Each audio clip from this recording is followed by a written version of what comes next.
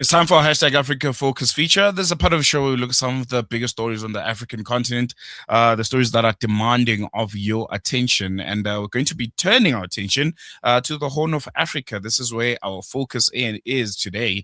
And this is part of the continent where tensions, especially in Ethiopia, are once again raising really, really serious fears of renewed conflict. Just months after another fragile ceasefire deal brought an end, at least on paper, to a very, very devastating Tigray war. I think we all know about it. It's been dominating the headlines for a very, very long time.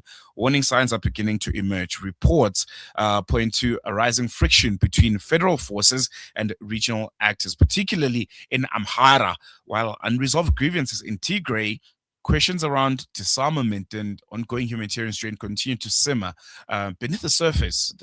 They're bubbling, and the concern is now whether Ethiopia is entering a full-blown war once again. Are we at that point where we could see the fragile calm and potentially pull the country back into conflict, and it'll be a very, very unfortunate turn of affairs. And we're going to try and understand and peel back the layers of how much of that is a possibility.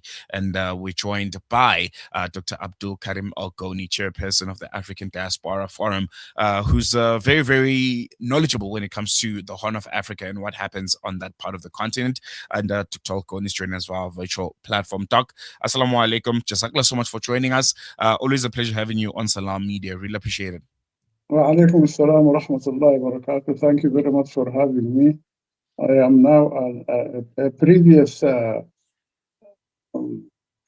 African Diaspora Forum chairman. I have given the chairmanship to another friend of mine. I'm really very happy that you are tackling the issues of Africa.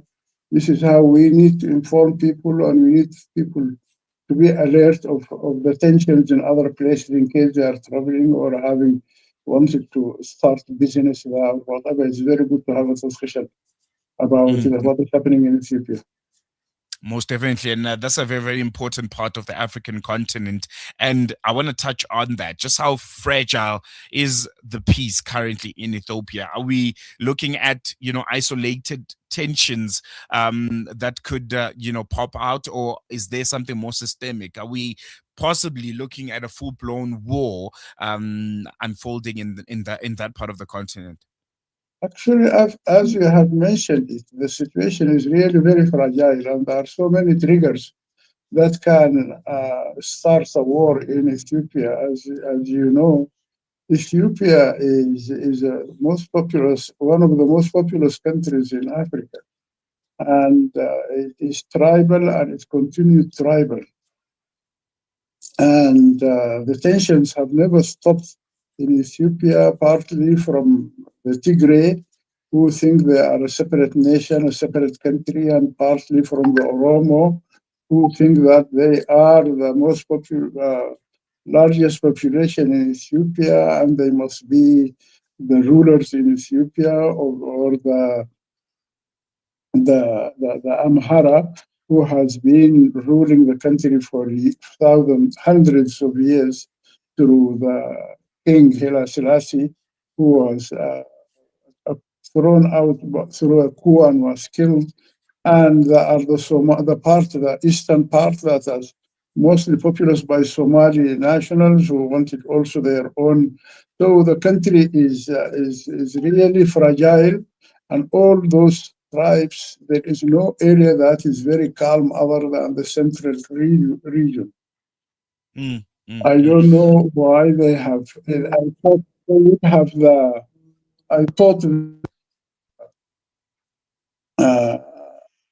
got lessons from the long history of fighting from the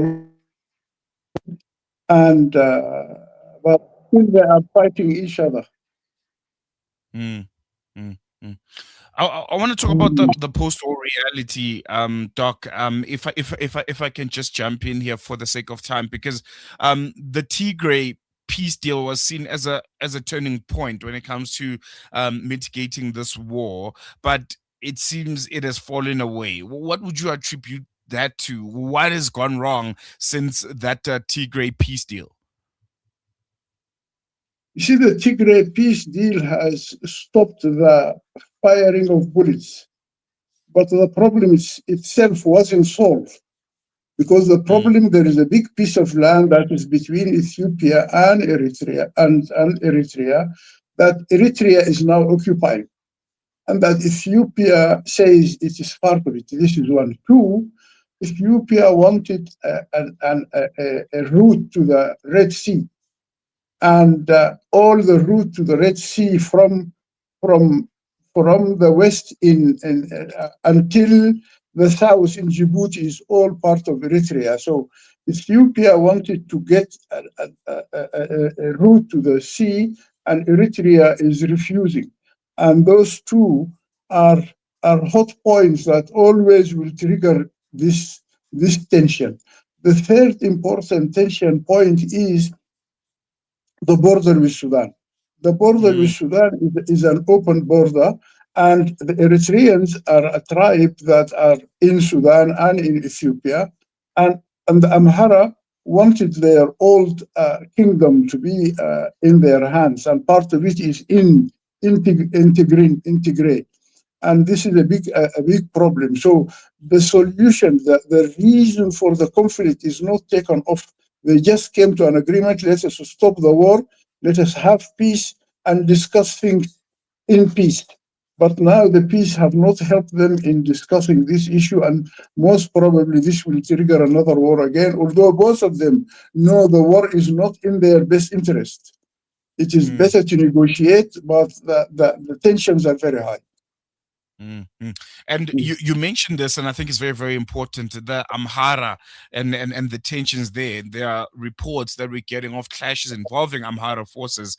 How significant is this front in the broader stability of the country? And if you can give us a short and very, very brief background on the Amhara and the situation in that part of Ethiopia.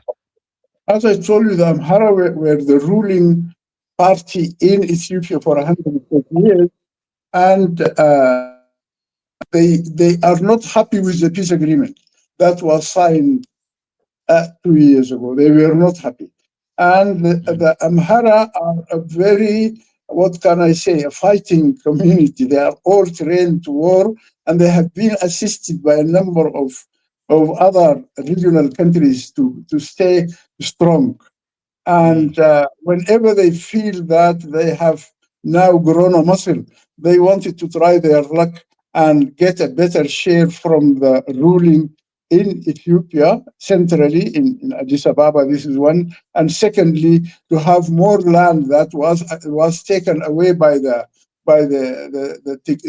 Tigray as part of the deal in the war, because Abiy Ahmed, to cool things, has allowed some land that is disputed between Tigray and Amhara to be part of Eritrea.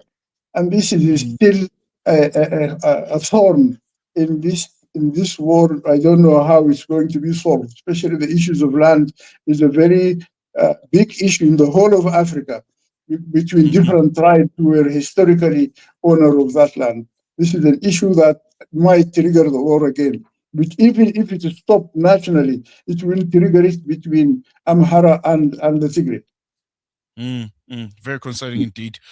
Yes. One of the key sticking points has been the issue of disarmament. Is this process failing, and what are the risks if it collapses completely? And I think you pointed out some of them: full-blown war, which is a more closer reality than not.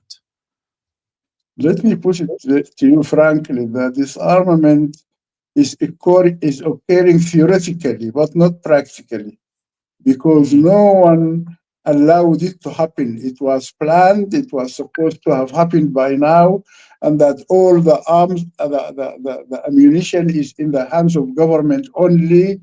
And but this is not happening. The whole area of West Ethiopia is a military area full with gun and trained people, either officially as part of the army or unofficially as part of the different militias. There is a militia. I think it is called the Fano militia. Those Mm, are like all those things in this Horn of Africa. There are so many tribes who think they are not going to survive without their own army. mm, And mm, so the disarmament hasn't happened. People are still having arms in their hands, and there are still militias that are functional, and there is still a lot of ammunition outside the hands of the government in both Ethiopia and Eritrea. mm, mm.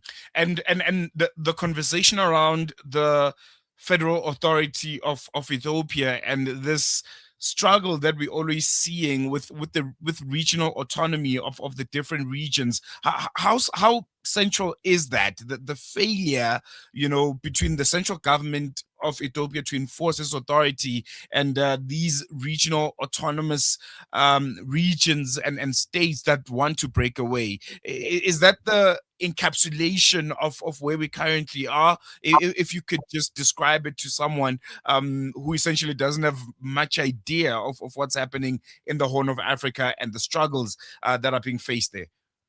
You see, Ethiopia itself is a federal state for tens of years. They have given people a sort of partial autonomy or self-governing. They are self-governing states of Ethiopia, trying their best to settle down those conflicts and try to make majority tribes in areas. In the central area, it is Oromia. It is the only area that is people are a bit happy by the federal state system, but the western part people are not happy at all, and the northwest western part people are not happy at all. So there is the Somali region of Ethiopia is, although it is a federal state, it has self-governing institutions, but they are not happy. Although it is calm now, they are just waiting for a trigger from another region to start Mm, claiming the land that is not part of them. Because when they did the federal system, as you know, the Ethiopia itself was under the Italian rule, and part of it under British rule. So mm, the borders between those different states that was made, it was made by not by the Ethiopians but by external forces who made it difficult to be acceptable by everyone in or the majority of the area of the federal system. So and this is why now Amhara are not happy, because part of their area is given to it. To uh, uh, uh, the Somali region is not happy. Even the Oromia, the people in the center are not happy by the federal system.